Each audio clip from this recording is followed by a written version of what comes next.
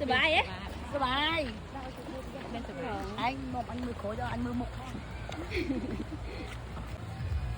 đào sữa vô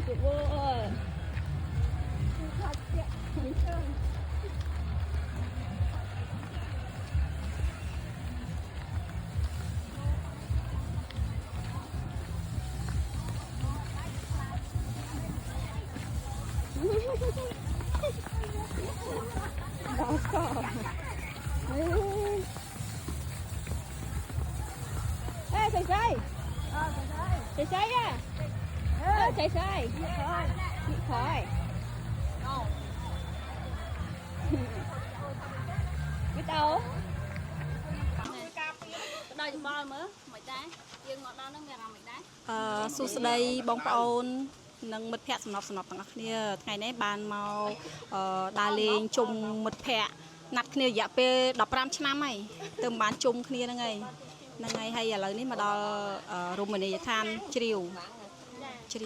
ហើយចង់និយាយថានិយាយពីអារម្មណ៍ពិតគឺមកដល់នេះគឺស្រស់ស្រាយហើយសប្បាយចិត្តមែនទែនដោយសារអីគឺទេសភាពស្អាតណា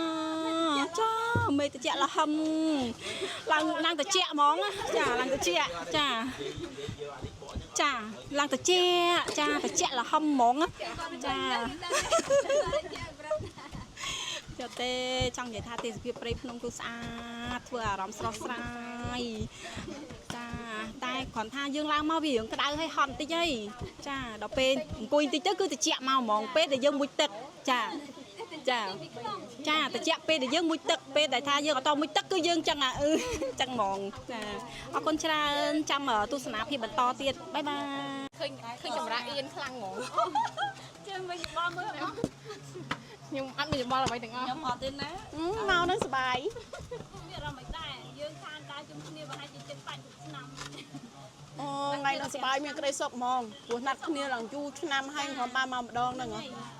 អត់មានពីអីនិយាយលេងតាំងពីផ្ទះរហូតដល់ហ្នឹងអត់មានពីអីនិយាយអស់លេងឲ្យប្រូលវាបាយអាអ្នកគ្រូនិយាយទៅម្ចាស់ឧបត្ថម្ភហើយមើលម្ចាស់ឧបត្ថម្ភកម្មវិធីរៀននិយាយអត់យល់ពាក់ទៅអាមកដីកាត់ចេញឥឡូវ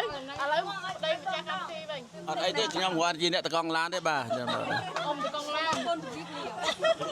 មែនពូតកង់ឡានអ៊ំតកង់ឡានហើយvào bấm ơn ngồi chơi mà ឃើញសាបងប្អូនឯងតែខ្ជិលធ្វើហើយខ្ញុំមិនទៅចូលចិត្តធ្វើស្គាល់ទេអស់កន្លងអើដែរទៅដល់ឥឡូវនេះ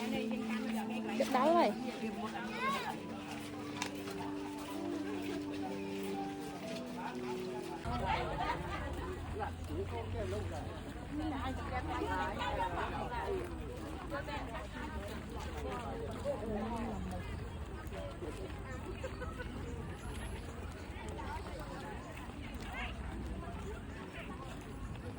ចិត្តដល់ហើយកុំប្រឹងឡើងចិត្តដល់ហើយ